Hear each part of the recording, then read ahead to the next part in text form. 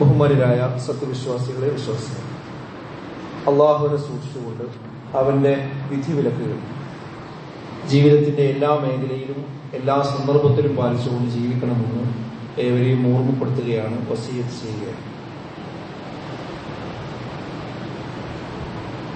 ഓരോ കാര്യങ്ങൾ ചെയ്യുമ്പോഴും അതറിഞ്ഞ് ചെയ്യുന്നവരും അനുകരിക്കുന്നവരും നമ്മളുടെ കൂട്ടത്തിൽ ഉണ്ടാകാറുണ്ട്.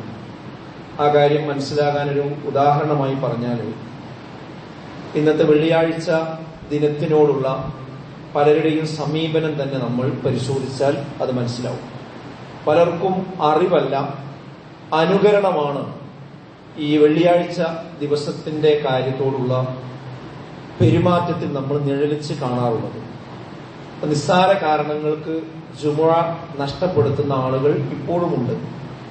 ചെറിയ എന്തെങ്കിലും ഒരു കാരണം വന്നാൽ അന്ന് ജുമുഅക്ക് പോകാതിരിക്കുക. അതുപോലെ തന്നെ എണ്ണത്തിൽ കുറവാണെങ്കിലും ചിലരെങ്കിലും വെള്ളിയാഴ്ച ദിവസം പോലും യാതൊരു മനസ്സാക്ഷിക്കുത്തുമില്ലാതെ വീട്ടിൽ TV കണ്ടും ഫോണിൽ അതുപോലെയുള്ള വൃത്തികേടുകൾ കണ്ടുകൊണ്ടുമൊക്കെ അങ്ങനെ ചിലവഴിക്കുന്ന ആളുകൾ, പള്ളിയിലേക്ക് ഒട്ടും പോകാത്ത ആളുകൾ, അതിപ്പോഴും നമ്മുടെ സമൂഹത്തിൽ ഉണ്ട് എന്ന് നമ്മൾ മനസ്സിലാക്കേണ്ടത്. വേറെ ചിലരുടെ സമീപനം എന്ന് പറയുന്നത് വളരെ വൈകി വരിക എന്നുള്ളതാണ്. അത് ഏതെങ്കിലും ദിവസം ഒരു പക്ഷേ മനുഷ്യന് വൈകിയേക്കാം, കാരണങ്ങൾ ഉണ്ടാകാം. പ്രത്യേകിച്ച് യാത്ര ചെയ്യപ്പെടുകയോ മറ്റെന്തെങ്കിലും അത്യാവശ്യങ്ങൾ വരികയോ ചെയ്ത് വൈകി വന്നേക്കാം. അതുകുറിച്ചല്ല ഞാൻ പറയുന്നത്. സ്ഥിരമായി വെള്ളിയാഴ്ച എന്ന് പറഞ്ഞാൽ നേരത്തെ പള്ളിയിലെത്തുന്ന ഒരു സ്വഭാവം ഒട്ടുമേ ഇല്ലാത്ത രീതി, അത് ജീവിതത്തിന്റെ ഭാഗം തന്നെയല്ല. അത് വളരെ വൈകി വരുന്ന ഒരു രൂപം, എന്നും ആ അവസാനം നമസ്കരിക്കുന്ന ആ സമയത്ത് കയറി വരുന്ന ആളുകൾ. അപൂർവം ചില ആളുകളെങ്കിലും അത് വരാതിരിക്കാനുള്ള ഒരു കാരണം എന്താണെന്ന് വെച്ചാൽ, നേരത്തെ വന്നാൽ ഖുതുബ മുഴുവൻ കേൾക്കേണ്ടി വരും. ഖുതുബ മുഴുവൻ കേട്ടാൽ ചിലപ്പോൾ അതിലുള്ളവർക്ക് ചിലപ്പോൾ സ്വീകരിക്കേണ്ടി വരും. അപ്പൊ അത് വേണ്ട, ആ ഖുതുബ അങ്ങനെ കഴിയാൻ കാത്തു നിൽക്കുകയും അബദ്ധത്തിലെങ്ങാനും കുറച്ച് നേരത്തെ വന്നാൽ ആ ഖുതുബ അങ്ങനെ തീരുന്നത് വരെ പുറത്ത് ഒതുണ്ടാക്കി കാല് വരുത്തി കഴുകി അങ്ങനെ നിസ്കരിക്കുന്ന ടൈമിൽ വന്ന് കയറിയിട്ട് അത് ചെയ്തുകൊണ്ട് ഇറങ്ങി പോകുന്ന രൂപം. അതെന്താന്ന് വെച്ചാൽ മനസാക്ഷി കുത്താണ്. നിസ്കരിക്കാനും വെള്ളിയാഴ്ച ജുമുഅക്ക് പോയില്ല എന്ന് പറഞ്ഞാൽ അത് മോശമല്ലേ എന്ന നിലക്ക് എല്ലാവരും പോയി, ഞാനും പോയി എന്നുള്ള രൂപത്തിലേക്ക് അത് വരുത്തി തീർക്കാൻ വേണ്ടി ഉപയോഗിക്കുന്ന ആളുകളും ഉണ്ട്. ചില ആളുകൾ വന്നു കഴിഞ്ഞാലുള്ള സ്ഥിതി എന്താന്ന് വെച്ചാൽ അവിടെയും ഇവിടെയും ഇരിക്കുന്ന സ്വഭാവം. അത് നമ്മൾ പള്ളിയിൽ ഒരുപക്ഷെ ഒരിക്കലും കാണാൻ പാടില്ലാത്തൊരു സംഗതിയാണ്. അതായത് പള്ളിയിലേക്ക് കയറി കഴിഞ്ഞാൽ ഇരിക്കേണ്ട സ്ഥലങ്ങളുണ്ട്, അത് കൃത്യമായി സഫുകളിലേക്ക് വന്നിരിക്കേണ്ടതാണ്.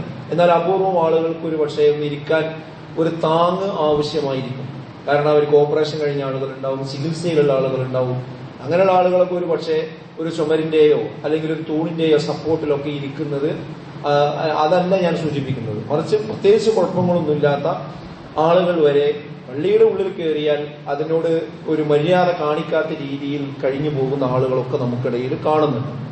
പിന്നെ ഈ വാട്സപ്പും അതുപോലെയുള്ള സംവിധാനങ്ങളും ഒക്കെ ഉള്ളൊരു കാലമായതുകൊണ്ട് ജുമുഅ കേട്ടുകൊണ്ടിരിക്കുന്ന സമയത്ത് പോലും വാട്സപ്പ് നോക്കുകയും അത് നീക്കിക്കൊണ്ടിരിക്കുകയും അതിന്റെ സന്ദേശങ്ങൾ പരിശോധിക്കുകയും ഒക്കെ ചെയ്യുന്ന സ്വഭാവങ്ങൾ വരെ നമ്മുടെ പള്ളികൾക്കിടയിലുണ്ട്. പ്രത്യേകിച്ച് മറ്റൊരു കാര്യം, നമ്മുടെ പള്ളി എന്ന് പറയുന്നത് ഒരു വിദ്യാഭ്യാസ സ്ഥാപനം നിലകൊള്ളുന്ന ഒരു സ്ഥലത്തുള്ള പള്ളി കൂടിയാണ്. അതുകൊണ്ട് അതിൽ വരുന്ന കുട്ടികളോടുകൂടി ഞാൻ സൂചിപ്പിക്കുന്നത്, ആ കുട്ടികളും തന്നെ വളരെ വൈകി പള്ളിയിലേക്ക് എത്തുകയും എത്തിയാൽ തന്നെ ഈ പള്ളിയുടെ ചുറ്റുഭാഗത്തിലൂടെ നടക്കുകയും അവസാനം എവിടെയെങ്കിലും കയറിയിരിക്കുകയും ഒക്കെ ചെയ്യുന്ന ഒരു രീതി കാണുന്നുണ്ട്.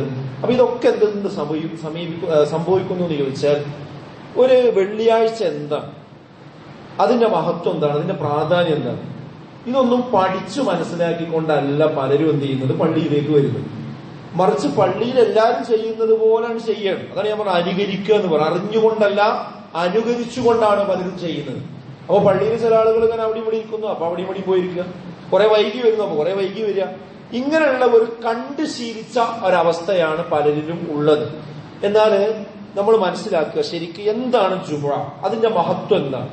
അതൊരു വിശ്വാസി ശരിക്കും അറിഞ്ഞുകൊണ്ടായിരിക്കണം അതിനോട് നമ്മൾ പെരുമാറേണ്ടത്. അത് ശരിക്കും നമ്മൾ പഠിക്കണം. ഒരു ഖുതുബക്ക് മാത്രം ഒതുങ്ങിയ വിഷയമൊന്നുമല്ല. വളരെ പ്രധാനപ്പെട്ട ചില കാര്യങ്ങൾ ഞാൻ പറയാം.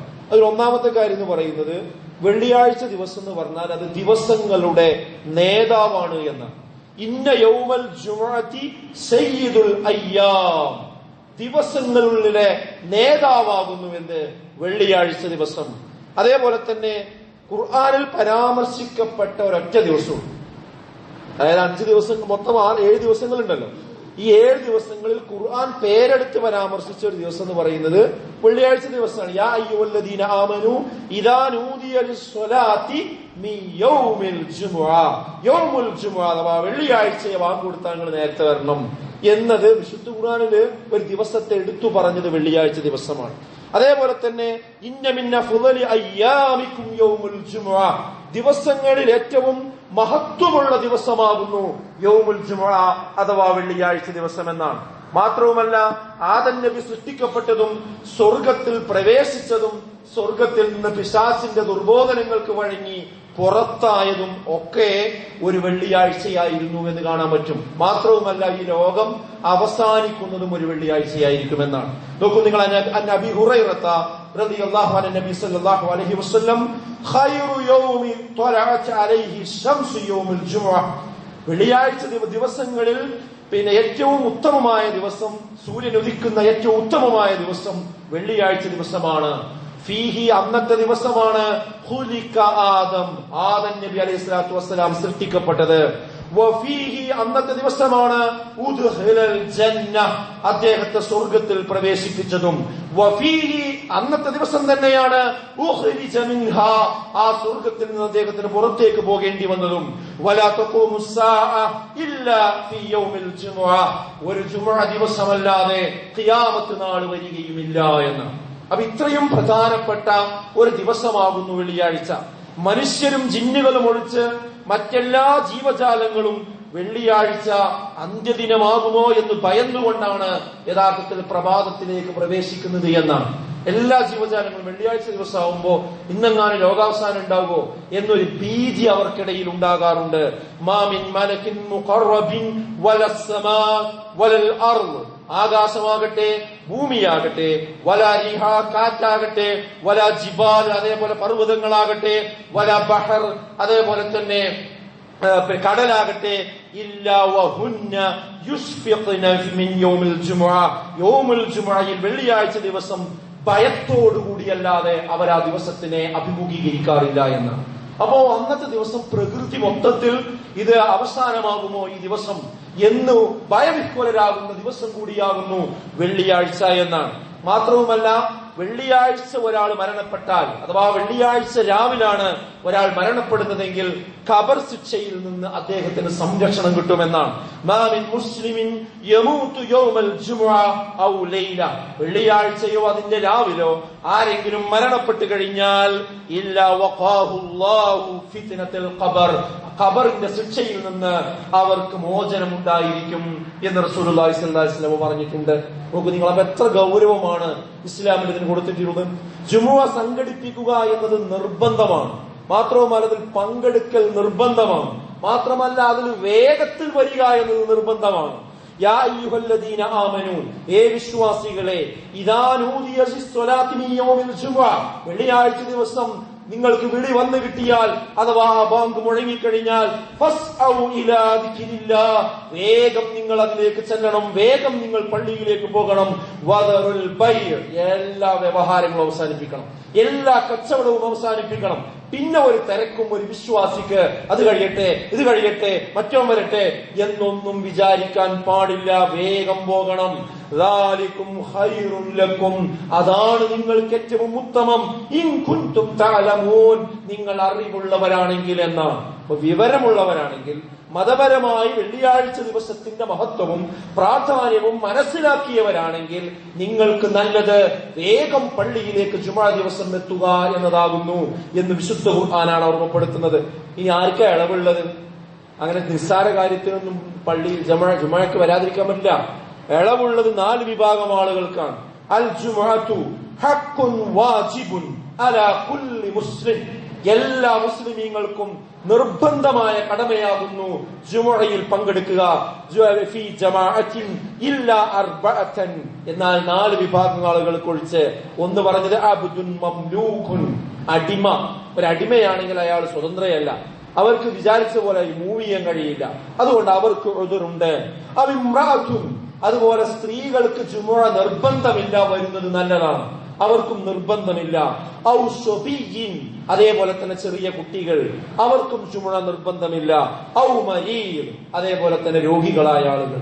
ഈ 4 ആളുകൾ ഒഴിച്ച് ബാക്കി എല്ലാവരും ജുമുഅക്ക് പങ്കെടുക്കുക എന്നത് നിർബന്ധമാകുന്നുവെന്ന ന്യായമായ കാരണങ്ങളില്ലാതെ 3 ജുമുഅ അടുപ്പിച്ച് ഒഴിവാക്കി കഴിഞ്ഞാൽ അത് വളരെ അവരുടെ ഇസ്ലാമുമായി ബന്ധപ്പെട്ട വിഷയത്തിൽ ബന്ധവിച്ഛേദനത്തിലേക്ക് വരെ പോകാൻ സാധ്യതയുള്ളതാണെന്ന് പണ്ഡിതന്മാർ ഉത്ബോധിപ്പിച്ചിട്ടുണ്ട്.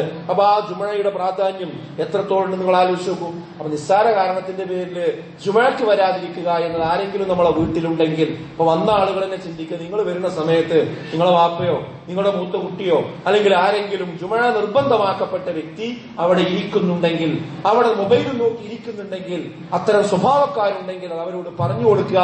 അത് ഇസ്ലാമികമായി വലിയ തെറ്റുള്ള കാര്യമാണ്. മാത്രവുമല്ല, ജുമുഅയുടെ ദിവസം നമ്മൾ പ്രാർത്ഥിച്ചാൽ ആ പ്രാർത്ഥന അല്ലാഹു കേൾക്കും. അതായത് ആ ഒരു പ്രത്യേക സമയമുണ്ട് എന്നാണ്. വെള്ളിയാഴ്ച ദിവസം ആ സമയം നമ്മളെ പ്രാർത്ഥനയിൽ ഒത്തുവന്നാൽ നമ്മൾ ചോദിക്കുന്നതെല്ലാം ലഭിക്കുമെന്നാണ് റസൂലുള്ളാഹി സ്വല്ലല്ലാഹു അലൈഹി വസല്ലം പറഞ്ഞത്. ഫീഹി സഅത്തുൻ, അതിലൊരു സമയമുണ്ട്. ലാ യുവാഫിഖുഹാ അബ്ദുൻ മുസ്ലിമുൻ വഹുവ ഖായിമുൻ യുസല്ലി, ആ സമയവും അവൻ നമസ്കരിക്കുന്ന സമയവുമൊക്കെ ഒത്തുവന്നു കഴിഞ്ഞാൽ യസ്അലുല്ലാഹ തആല ശൈഅൻ ഇല്ലാ അഅതാഹു ഇയ്യാഹു, അവൻ എന്താണോ അള്ളാഹിനോട് ചോദിച്ചത് അവന് കൊടുക്കാതിരിക്കൂലെന്ന്. അപ്പൊ എന്താണോ നമ്മൾ ചോദിക്കുന്നത് അത് കിട്ടുന്ന ഒരു സമയം കൂടി വെള്ളിയാഴ്ച ദിവസമുണ്ട്. അതേത് സമയമാണെന്ന് ഉറപ്പിച്ച് നമുക്ക് പറയാൻ കഴിയില്ല, എന്നാൽ ഒരു സമയമുണ്ട്. ആ നിയ്യത്തോടു കൂടി നമുക്ക് പ്രാർത്ഥിക്കാം, ചോദിക്കാം. ഇതൊക്കെ വെള്ളിയാഴ്ചയുടെ ഫളലുകളാണ്. അതേപോലെ തന്നെ സ്വലാത്ത്, ഇബ്രാഹിമിയ സ്വലാത്ത് ഉണ്ടല്ലോ, ആ സ്വലാത്ത് വെള്ളിയാഴ്ച ദിവസം കൂടുതൽ വർദ്ധിപ്പിക്കുന്നതിന് പ്രത്യേക കൽപ്പന നമുക്ക് കാണാൻ കഴിയും. അതുപോലെ വെള്ളിയാഴ്ച ദിവസമാകുമ്പോ സൂറത്തുൽ കഹ്ഫ് പാരായണം ചെയ്യുക എന്നത് വലിയ പുണ്യമുള്ള കാര്യമായിട്ട് പഠിപ്പിക്കപ്പെട്ടിട്ടുണ്ട്. മാത്രവുമല്ല, പള്ളിയിലേക്ക് നേരത്തെ വരുന്നതിന്റെ പുണ്യം ഒരു ഒട്ടകത്തെ അറുത്ത് മാംസം ദാനം ചെയ്തവനെ പോലെയാണ് വളരെ നേരത്തെ വന്ന വ്യക്തി എന്നാണ്. എന്നാൽ അതിനേക്കാളും താഴ്ന്നു വന്നാലോ അത് പിന്നെ പശുവാകും, പിന്നെ ആടാകും, പിന്നെ കോഴിയാകും, പിന്നെ കോഴിമുട്ടയാകും. അതായത് സമയം ചുരുങ്ങി വരുന്നതിനനുസരിച്ച് അതിന്റെ പ്രതിഫലവും കുറഞ്ഞു വരും. അവസാനം ബാങ്ക് കൊടുത്തിട്ട് ഇമാമ് ഇവിടെ കയറി നിന്ന് ഖുതുബ തുടങ്ങിക്കഴിഞ്ഞിട്ടാണ് വരുന്നതെങ്കിൽ മലക്കുകൾ ആ കിതാബ് കൂട്ടിവെക്കുന്നു. അതായത് മലക്കുകൾ റെയ്സറിൽ എന്ത് ചെയ്യുന്നുണ്ട്, രേഖപ്പെടുത്തുന്നുണ്ട് ആരൊക്കെ പള്ളിക്ക് ഏതൊക്കെ സമയത്ത് വന്നു എന്ന് അള്ളാഹിന്റെ മലക്കുകൾ എന്ത് ചെയ്യുന്നുണ്ട്, രേഖപ്പെടുത്തുന്നുണ്ട്. എന്നാൽ മിമ്പറിൽ ഖുതുബ തുടങ്ങിക്കഴിഞ്ഞാൽ പിന്നെ വരുന്ന ആ രജിസ്റ്ററിൽ ഉണ്ടാവില്ല. അതിന് ഫضല് കുറയാണ്. നമ്മളൊന്ന് ആലോചിച്ച് നോക്കി. പിന്നെ വന്ന് ഇരിക്കുന്നവരെവിടെ മുന്നിലേക്ക് വന്നിരിക്കണം. ഈ ഇരിക്കുന്ന കൂട്ടത്തിലുള്ള ആളുകൾക്ക് എല്ലാവർക്കും ഒരു കൂലിയല്ല. ഈ ഒന്നാമത്തെ സെഫിൽ ഇരിക്കുന്ന ആളുകൾക്ക് എല്ലാവർക്കും ഒരു കൂലിയല്ല. മറിച്ച് ഇതിന്റെ ഏറ്റവും മധ്യത്തിലിരിക്കുന്ന വ്യക്തിക്കാണ് ഇതിന്റെ ഏറ്റവും സൊഫിന്റെ കാര്യത്തിൽ ഒന്നാമത്തെ കൂലി. പിന്നീട് അയാൾ വലതു ഭാഗത്തിരിക്കുന്ന ആൾക്കാർ, പിന്നീട് അയാൾ ഇടതു ഭാഗത്തിരിക്കുന്ന ആൾക്കാർ, പിന്നീട് അയാൾ വലതും ഇടതും ഇരുന്ന് ആ ചുമര് വരെ മുട്ടുന്ന ആളുകൾക്കാണ്. അതിന്റെ ബാക്കിയാണ് രണ്ടാമത്തെ സ്റ്റെഫിനുണ്ടാകുക, അതിന്റെ ബാക്കിയാണ് മൂന്നാമത്തെ സ്റ്റെഫിനുണ്ടാകുക. അങ്ങനെയാണ് പിറകോട്ട് പോകുന്തോറും ഉണ്ടാകുക. അപ്പൊ സുഹൃത്തുക്കളെ നിങ്ങളൊന്ന് ആലോചിച്ച് നോക്കി, കുറച്ച് നേരത്തെ പള്ളിയിൽ വന്നാല് എന്തിനാ ഇത് നമ്മൾ കളയുന്നത്? നമ്മൾ ദുനിയാവിന്റെ കാര്യത്തില് നമ്മള് ഇടവേളെടുക്കാൻ നല്ല മിടുക്കന്മാരാണ് അല്ലെ. ഒരു വാഴ വെക്കുക എന്ന് വിചാരിക്കുക. ആ വാഴ വെക്കുകയാണെങ്കിൽ ഏതായാലും അവിടെ ഒരു പയറിന്റെ വിത്ത് കൂടി എടുത്ത് അല്ലെ, അവര് കൈപ്പതിന്റെ വിത്ത് കൂടി എടുത്ത്, കാരണം ആ വാഴയ്ക്ക് പണിയെടുക്കുമ്പോൾ ഇതും കൂടി ഉണ്ടായിക്കോളും എന്നുള്ളതാണ് അല്ലെ. എത്ര ചെറിയ കാര്യങ്ങൾക്ക് നമ്മൾ ശ്രദ്ധിക്കാറുണ്ട്. എന്നാ സുഹൃത്തുക്കളെ ഈ പരലോകത്തിന്റെ വിഷയത്തില് ഒരു പള്ളിയിൽ വരുമ്പോ ഇതൊക്കെ ഒന്ന് നീയത്ത് വെച്ച് വരിക. അതാ ഞാൻ പറഞ്ഞത്, ആൾക്കാർ കാണിക്കണ മാതിരി നമ്മൾ കാണിക്കാൻ പാടില്ല, അനുകരിക്കാനുള്ള ചെയ്യണ്ട, അറിവോടുകൂടി വരണം. എന്താ വെള്ളിയാഴ്ച, എന്താ അത് എപ്പോ ഓർമ്മയാകണം എന്നറിയാം, തലേന്ന് ഓർമ്മയാകണം. ശരിക്കും അറബി ദിവസങ്ങൾ എണ്ണുന്നത് മഗ്‌രിബോട് കൂടിയാണ്. നമ്മൾ വെള്ളിയാഴ്ചയിലേക്ക് പ്രവേശിക്കുക എപ്പോഴാ? ഇന്നലെ വ്യാഴാഴ്ച മഗ്‌രിബോട് കൂടി നമ്മൾ എന്ത് ചെയ്തു? വെള്ളിയാഴ്ച ദിവസത്തിലേക്ക് പ്രവേശിച്ചു. ഇന്ന് മഗ്‌രിബാകുന്നതോടുകൂടി വെള്ളിയാഴ്ച കഴിഞ്ഞു, പിന്നെ ശനിയാഴ്ചയാണ്. പക്ഷെ തലേന്ന് എത്ര ആൾക്കാർക്ക് നാളെ വെള്ളിയാഴ്ചയെന്ന് ഓർമ്മ ഉണ്ടാകാറുണ്ട്? ഒരു വെള്ളിയാഴ്ച രാവിലാണ് ഞാനെന്ന് ഓർമ്മ ഉണ്ടാകാറുണ്ട്. ഇങ്ങനെ ഒരു വിശ്വാസിക്ക് വെള്ളിയാഴ്ച എന്നുള്ളത് അയാളുടെ ജീവിതത്തിൽ ഒരു പ്രധാനപ്പെട്ട ദിവസമാകണം. ഈ ചില ആളുകളൊക്കെ നേരത്തെ വീട്ടിൽ നിന്ന് ഇറങ്ങും, വീട്ടിൽ നിന്ന് ഇറങ്ങിയിട്ട് വല്ല പീടിയ കൊലയുമേ ഊവലത്തുമേയൊക്കെ വന്നിരുന്ന് അങ്ങനെ തുറ പറയും. എടാ ബാങ്ക് കൊടുക്കണ നേരത്തിന് കയറി എന്തിനായിട്ട് അത് നേരത്തെ പള്ളിയിൽ നിന്ന് വീട്ടിൽ നിന്ന് തന്നെ പുറപ്പെടുമ്പോ പള്ളിക്ക് നിയത്തി വെച്ച് വരിക, വേഗം വരിക, ഏറ്റവും മുന്നിൽ വന്നിരിക്കുക, എന്നിട്ട് ആ ഇരുത്തത്തിന് തന്നെ കൂലിയാണ്, പ്രാർത്ഥിക്കുക, ഓതുക, എന്തൊക്കെ ചെയ്യാൻ പറ്റും. അപ്പൊ സുഹൃത്തുക്കളെ, വെള്ളിയാഴ്ച ദിവസം എന്ന് പറയുന്നത് അതിന്റെ മഹത്വം പഠിച്ച് മനസ്സിലാക്കിക്കൊണ്ട് ഉൾക്കൊണ്ടുകൊണ്ട് നമ്മൾ നിർവഹിക്കുക. അങ്ങനെയുള്ള യഥാർത്ഥ മുത്തക്കികളിൽ മുഅ്മിനുകളിൽ അല്ലാഹു നമ്മേവരെയും ഉൾപ്പെടുത്തി അനുഗ്രഹിക്കുമാണ്.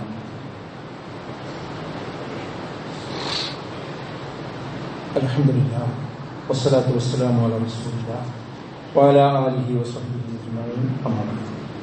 ബഹുമാനരായ സത്യവിശ്വാസികളെ, വിശ്വാസികൾ, അള്ളാഹുവിനെ സൂക്ഷിച്ച് ജീവിക്കണമെന്ന് ഒരിക്കൽ കൂടി ഓർമ്മപ്പെടുത്തുകയാണ്, വസിയത്ത് ചെയ്യുകയാണ്. വിശുദ്ധ ഖുർആനിലൊരു പ്രാർത്ഥനയുണ്ട്. നമ്മൾ എപ്പോഴും കേൾക്കാറുള്ള ഒരു പ്രാർത്ഥനയാണ്, നമ്മൾ പ്രാർത്ഥിക്കാറുള്ള പ്രാർത്ഥനയാണ്. അതിങ്ങനെയാണ്: റബ്ബിർഹംഹുമാ കമാ റബ്ബയാനി സ്വഗീറ. എന്താർത്ഥം? റബ്ബി, റബ്ബേ, എന്റെ റബ്ബേ, ഇർഹംഹുമാ, അവർക്ക് രണ്ടുപേർക്കും നീ കരുണ ചെയ്യണേ. ആരാ രണ്ടുപേര്? മാതാപിതാക്കൾക്കുള്ള പ്രാർത്ഥന. എന്റെ മാതാപിതാക്കൾക്ക് നീ കരുണ ചെയ്യണേ. എങ്ങനെ? കമാ റബ്ബയാനി സ്വഗീറ, എന്നോട് ചെറുപ്പത്തിൽ അവരെങ്ങനെ കരുണ കാണിച്ചുവോ അതേപോലെ നീ എന്ത് ചെയ്യണം? അവർക്കും കരുണ കാണിക്കണേ.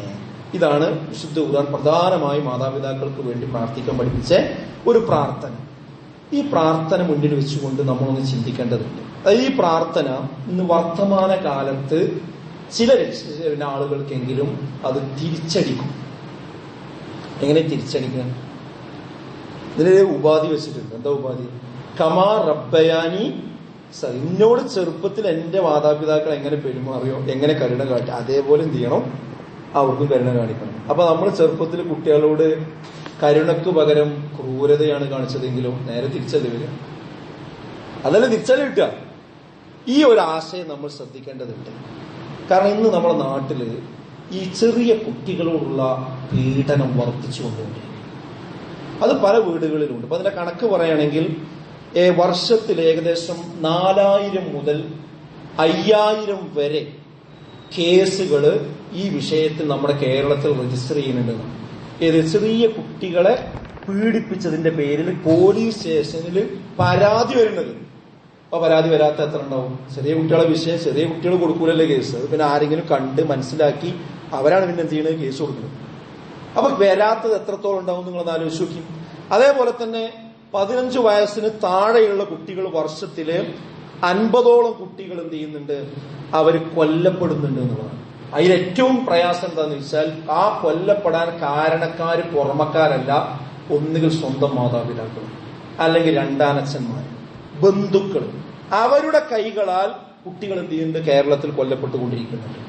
അതുപോലെ തന്നെ 20ലധികം നവജാത ശിശുക്കളെ ഒരു വർഷത്തിൽ എന്ത് ചെയ്യുന്നുണ്ട്? നമ്മുടെ കേരളത്തിൽ സ്വന്തം അമ്മമാര്, പ്രസവിച്ച ആളുകൾ തന്നെ ഉപേക്ഷിക്കുന്നുണ്ട്.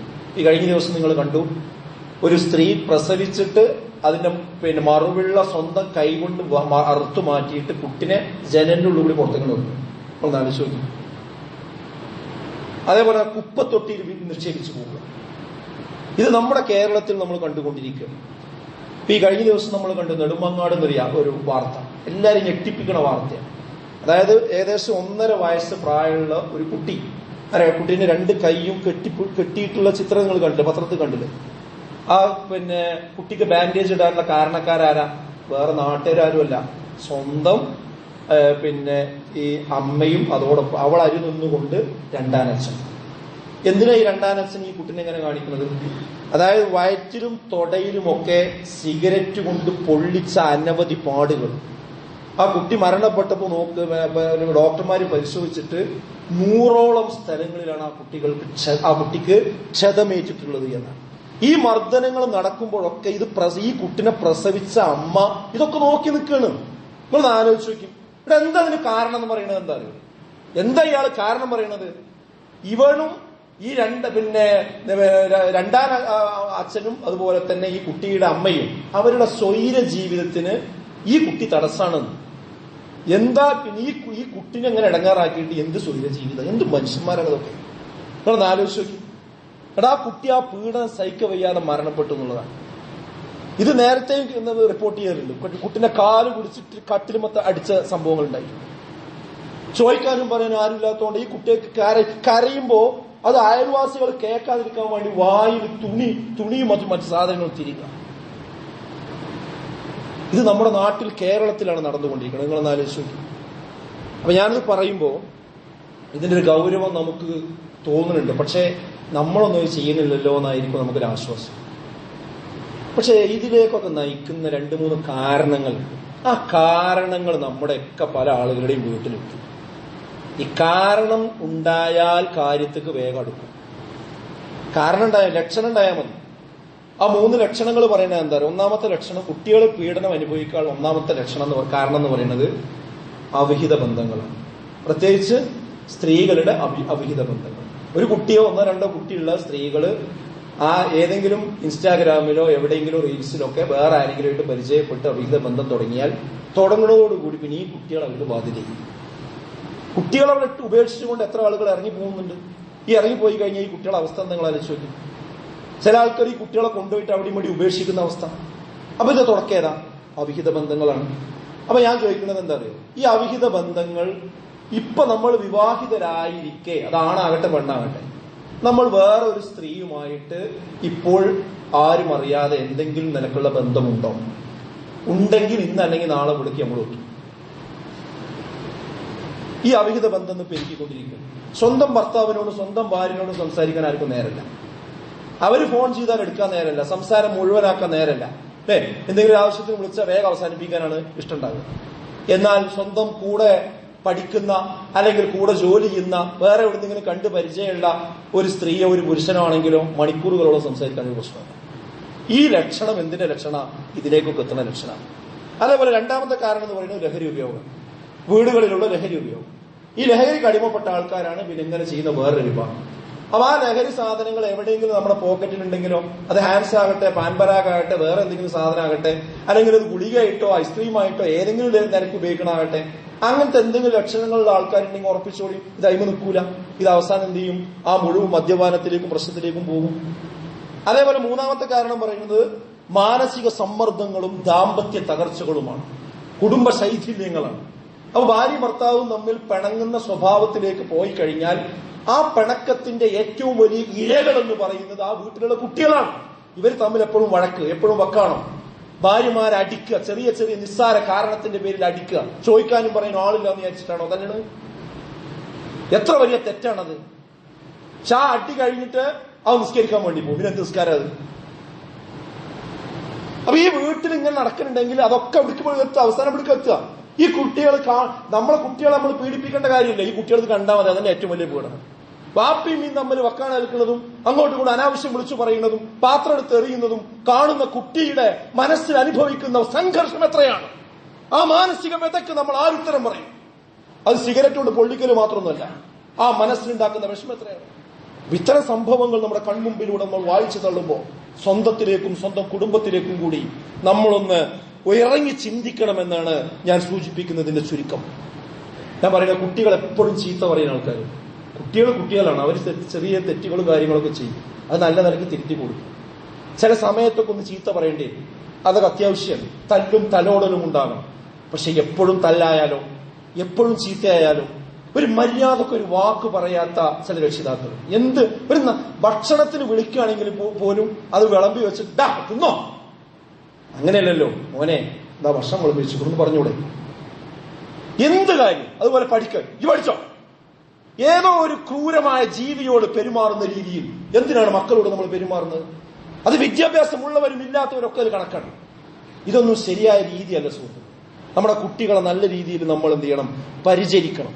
ഒരിക്കലും നമ്മുടെ തിരക്കിന്റെ ഇരകളായി നമ്മുടെ കുട്ടികൾ മാറാൻ പാടില്ല. നമ്മളെന്റെ ബിസിനസ്സുകാരനായിരിക്കും, നല്ല കച്ചവടക്കാരനായിരിക്കും, നമുക്ക് എപ്പോഴും ഫോൺ വരുന്നുണ്ടാവും, അല്ലെങ്കിൽ നമ്മളെ പൊതുപ്രവർത്തകനായിരിക്കും, അല്ലെങ്കിൽ നമ്മൾ വേറെ എന്തെങ്കിലും ഉദ്യോഗസ്ഥനായിരിക്കും. നമുക്ക് നല്ല തിരക്കുണ്ടാവും. പക്ഷെ ആ തിരക്കിന്റെ ഇടയിൽ അവനാന്റെ മക്കളെ പരിഗണിക്കാനും അവരെ ശ്രദ്ധിക്കാനും നമ്മൾ സമയം കാണും. ഒരിക്കലും നമ്മളെ തിരക്ക് അവരെ മേലെ നമ്മൾ തീർക്കാൻ പാടില്ല. അത് നമ്മൾ നന്നായി ശ്രദ്ധിക്കേണ്ട കാര്യമാണ്. ഈ പരിചരണം ഒന്നും കൊടുക്കാതെ ഈ കുട്ടികൾ അവസാനം പ്രാർത്ഥിക്കുമ്പോഴേ എന്നോട് കരുണ ചെയ്ത പോലെ എന്റെ മാതാപിതാക്കൾക്കും കരുണ ചെയ്യണം എന്നറിയുമ്പോൾ ഈ ജാതി കുറെ കരുണ ചെയ്തിക്കണെന്ന് വെച്ചാൽ എന്താ നമുക്ക് തിരിച്ചു കിട്ടുക? ഈ പ്രാർത്ഥന നമുക്ക് തിരിച്ചടിക്കുമല്ലേ എന്നുള്ളത് എന്ത് ചെയ്യണം? നമ്മൾ നന്നായിട്ട് ആലോചിക്കണം. യാ ബുനയ്യ എന്നുള്ള വിളി ഉണ്ടല്ലോ, എന്തൊരു വിളിയാണ്. അങ്ങനെ ഒന്ന് വിളിച്ചു നോക്കി നിങ്ങൾ കുട്ടികളെ. പിന്നെ മോനെ, എടാ മോനെ എന്ന് വിളിച്ചു നോക്കി നിങ്ങൾ. അങ്ങനെ ഒന്ന് വിളിക്കാൻ നമുക്ക് ഹൃദയം കൊണ്ട് വിശാലത വേണം. കാരണം നമ്മൾ കൊടുത്തതേ നമുക്ക് എന്ത് ചെയ്യുള്ളൂ, തിരിച്ചു കിട്ടുള്ളൂ. മക്കളെ നോക്കാതെ ഒരു നെട്ടോട്ടം ഓടുന്ന അവസ്ഥയാണെന്നുള്ളത്. അത് പ്രസവിച്ചിടുക, പിന്നെ വേറെ ഏതെങ്കിലും വഴിക്ക് പോവുക, ആരെങ്കിലും കേൾപ്പിക്കുക. ഈ കരിയർ ഭ്രാന്ത് ഇന്ന് നമ്മുടെ സമൂഹത്തിന് വരിഞ്ഞു പോയിക്കിരിക്കുക. ജീവിക്കാൻ ഒരു നിവൃത്തിയില്ല, ഞാൻ പണിയെടുത്താലേ പറ്റു, വിളിച്ചാൽ പണിക്ക് പോകേണ്ടി വരും. പക്ഷെ നല്ല അന്തസ്സിൽ ജീവിച്ചുകൊണ്ടിരിക്കുന്ന നല്ല സാമ്പത്തിക സുസ്ഥിതിയുള്ള ആളുകളും തന്നെ കുട്ടികളെ പിന്നെ മുല കൊടുക്കണ്ടേ, അതിനെ പരിചരിക്കേണ്ട സമയത്ത് അത് ചെയ്യാതെ ആരെങ്കിലും കേൾപ്പിച്ച് പിന്നെ കൂടുതൽ സമയം നമ്മൾ ജോലിക്കും മറ്റു കാര്യങ്ങൾക്കും പോകുന്ന രീതിയൊക്കെ നമ്മൾ പരിശോധിക്കണം. വിദേശത്തേക്ക് പോകുന്ന ആളുകൾ, കുട്ടികളെ ആരെങ്കിലും ഏൽപ്പിച്ച് പോകുന്ന ആളുകൾ, ഇതൊക്കെ നമ്മൾ ഇതിന്റെ കൂടെ പരിചരിക്കേണ്ട ആൾക്കാർ. നമ്മുടെ മക്കൾക്ക് നമ്മുടെ സ്നേഹം കിട്ടണം. അത് ചെറുപ്രായത്തിൽ നമ്മൾ കൊടുത്തെങ്കിലേ നമുക്ക് പ്രായമാകുമ്പോൾ അവരിൽ നിന്നും അത് തിരിച്ചു കിട്ടുള്ളൂ. നബി സല്ലല്ലാഹു അലൈഹി വസല്ലമയെ ഈ കുട്ടികളുമായുള്ള ബന്ധപ്പെട്ട വിഷയത്തിൽ നബിയെയാണ് നമ്മൾ മാതൃകയാക്കേണ്ടത്. നബി സല്ലല്ലാഹു അലൈഹി വസല്ലമയാണ് നമ്മൾ ഓർക്കേണ്ടത്. കുഞ്ഞു പക്ഷി ചത്ത സങ്കടത്തിൽ വിങ്ങിപ്പൊട്ടിയ അബൂ ഉമൈറിന്റെ അരികിലേക്ക് ആശ്വാസമായി ഓടിയെത്തിയ നബി തിരുമേനിയെ ഇത്തരം ഘട്ടങ്ങളിൽ നമ്മൾ ഓർക്കണം. പേരക്കുട്ടി പുറത്തു കയറി കളിച്ച നേരം അവന്റെ കളി തീരുവോളം സുജൂദിൽ മണ്ണോട് ചേർന്ന് ആനയായി കളിച്ച ആ റസൂലുള്ളാഹി സ്വല്ലല്ലാഹു അലൈഹി വസല്ലമയെ നമുക്ക് മാതൃകയാക്കാൻ കഴിയണം. പിഞ്ചു കുഞ്ഞിന്റെ കരച്ചിൽ കേട്ട മാത്രയിൽ ആ ഉമ്മയുടെ മനസ്സ് പെടയാതിരിക്കാൻ വേണ്ടി ഫറള് നമസ്കാരം വരെ ചുരുക്കിയ പ്രവാചകനാണ് നമുക്ക് മാതൃക. മക്കളെ ഉമ്മ വെക്കാത്ത മരുഭൂമിയിലെ മനുഷ്യരോട് നിങ്ങൾക്ക് ഹൃദയത്തിൽ കാരുണ്യമില്ലാത്തവരാണ്, കാരുണ്യം വറ്റിയവരാണ് എന്ന് പ്രഖ്യാപിച്ച പ്രവാചകന്റെ അനുചരന്മാരാണ് നമ്മൾ. അടിമക്കുട്ടിയെ അടിച്ച സഹാബിയോട് കോപിച്ചുകൊണ്ട് അള്ളാഹുവിന്റെ ശിക്ഷ നിനക്കിതിന്റെ പേരിൽ നരകമായിരിക്കുമെന്ന് അവനെ വിറപ്പിച്ചുകൊണ്ട് പ്രഖ്യാപിച്ച പ്രവാചകന്റെ ഉമ്മത്താണ് നമ്മൾ എന്ന കാര്യം നമ്മൾ ഓർക്കേണ്ടതുണ്ട്. ആ പ്രവാചകനും സഹാബത്തുമൊക്കെ കുഞ്ഞിന്റെ ഒരു തുള്ളി കണ്ണീരിന് വില പറഞ്ഞവരായിരുന്നുവെങ്കിൽ ഇന്നത്തെ നമ്മുടെ സമൂഹം കുഞ്ഞുങ്ങളുടെ ഒരു കുടം ചോരയ്ക്ക് കാരണമാകുന്ന അവസ്ഥയിലൂടെയാണ് നമ്മൾ മുന്നോട്ട് പോയിക്കൊണ്ടിരിക്കുന്നത്. നമ്മൾ തിരിച്ചു ചിന്തിക്കണം. ഒരിക്കലും മുസ്ലിം പേരുള്ള ഒരാളുടെ അടുക്കൽ നിന്ന് ഒരു കുട്ടി പീഡിപ്പിക്കപ്പെട്ടു എന്ന വാർത്ത വരാൻ പാടില്ല. സ്വന്തം വീട്ടിലുണ്ടാകും, നാട്ടിലുണ്ടാകും. സ്വന്തം ആത്മവിചിന്തനം അവനവന്റെ മക്കളെ മുന്നിൽ വെച്ചുകൊണ്ട് ചെയ്യുന്നു. അള്ളാഹു നമ്മളെ കാത്തുരക്ഷിക്കുമാറാകട്ടെ, നമുക്ക് നമ്മുടെ മക്കളെ സംരക്ഷിക്കുമാറാകട്ടെ. ഹൃദയബന്ധമുള്ള സമാധാനമുള്ള ഒരു കുടുംബത്തിൽ ഒരു കുടുംബജീവിതം നയിക്കാനുള്ള തൗഫീക്ക് അള്ളാഹു നമുക്ക് എല്ലാവർക്കും പ്രദാനം ചെയ്യുമാറാകട്ടെ.